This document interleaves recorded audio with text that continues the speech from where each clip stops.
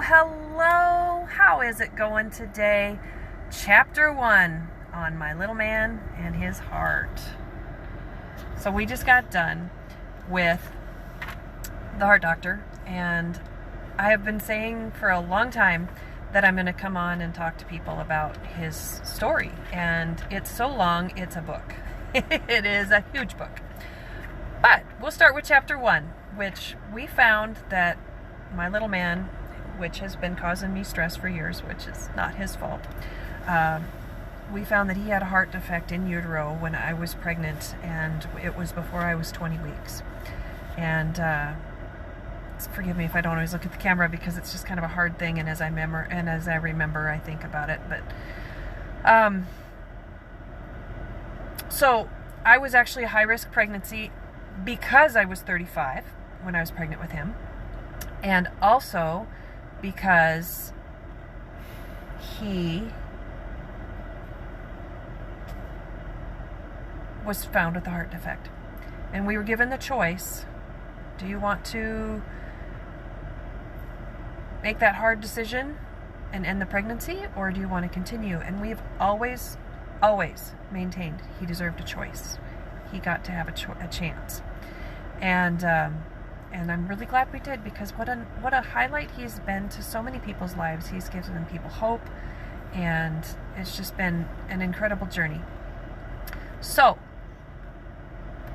from that moment on, we realized that it was time to start making the decision on what we were going to do, how the pregnancy was going to go, how I was going to feel. And I got to say, that in itself is really hard. When you know that you are carrying a child that has a defect, and to have people talk to you about, oh, aren't you excited to be able to hold them, and da-da-da-da, and I didn't know. I mean, we knew we would have to deliver out of state. We weren't going to be able to deliver at home. We knew there was going to be emergency medical stuff when we delivered.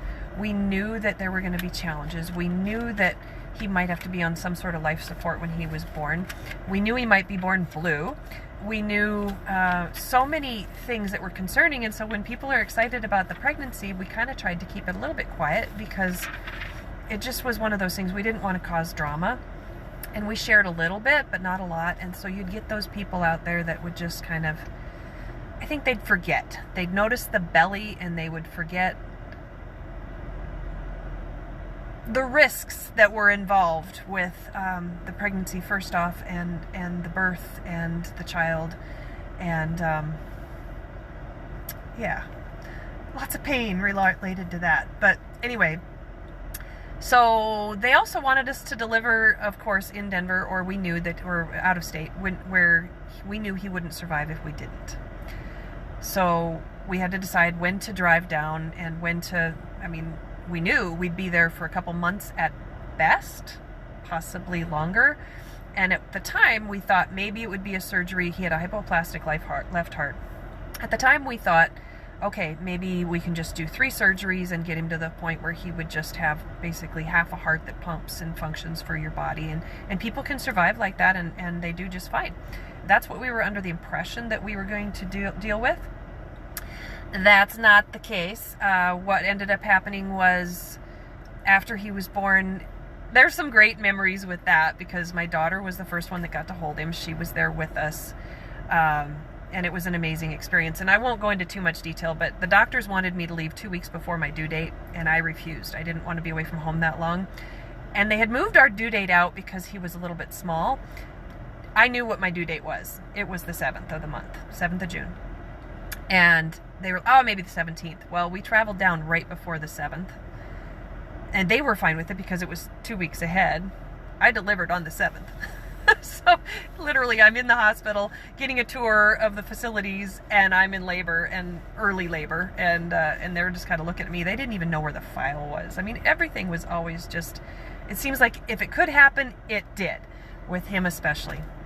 And actually, we have a doctor that's been with him. She was learning and in the process of being a fellow when she started with his journey, and she's still there, thank the Lord, because she's wonderful. But she has said that over and over.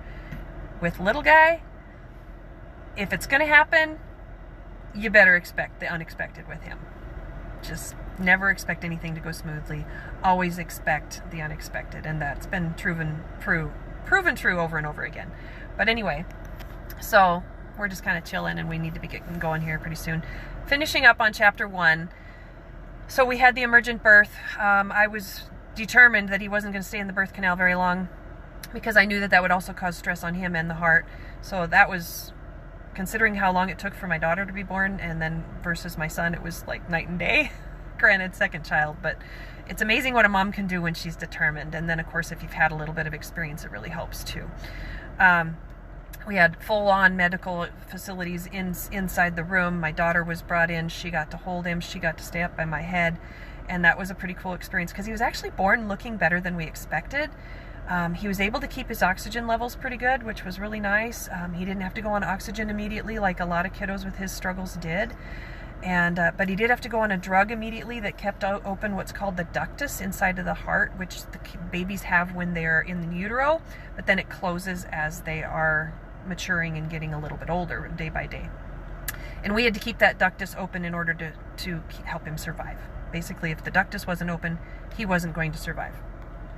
So he had this little IV put in to where he had this medicine constantly pumping inside of him, and that brings a whole nother story to my mind. But that's going to be chapter 3 or 4. So the beautiful thing is, he went to the nursery, he was born, it was beautiful, and then we were transferred to the hospital, the children's hospital, the next day, and then I had to, that was kind of fun, because personal mom stuff, you know, I was kind of sore and not really in the condition to be moving, but I did get to ride in the ambulance with him over to the children's hospital. And then they started evaluating him, and they did what's called they went into the cath lab. So the term that a lot of people are used to for that is, and I'm trying to remember if he went the first day. There's so many things to remember, but I think it was within a couple days. The cath lab is like going inside your groin or into your neck, and you go into the heart, and you look at the pressures in the heart, and you kind of look at the consistency and whatever else they test for when they go inside. And so a lot of people are used to the term angioplasty, which maybe you'll be ballooning something open, which is what angioplasty is, but that's going into the cath lab. And the doctor that did his cath was one of the very best. I mean, he's amazing. I wish he was still there. Preston had a very treacherous route, so he was very small little veins, so he was challenging to get access and all of that stuff. And they went in and they found that his heart was not suitable, did not have good enough tissue in order to be able to do surgery that they had anticipated. So we literally had a choice. Put him on the heart transplant list, or be ready to let him go. And so we had a lot of choices. And of course, operating with the same mentality that we did before when we continued the pregnancy, you bet we gave him every chance we could. And thank God, he's still with us. He's happily looking at a magazine that he got at the doctor, so he loves magazines. And so I'm going to end with that at chapter 1. We decided to go on the heart transplant list, and we waited, and we waited. And I'll start with that the next time. Make it a great day. Thank you for joining me, and we'll talk to you soon.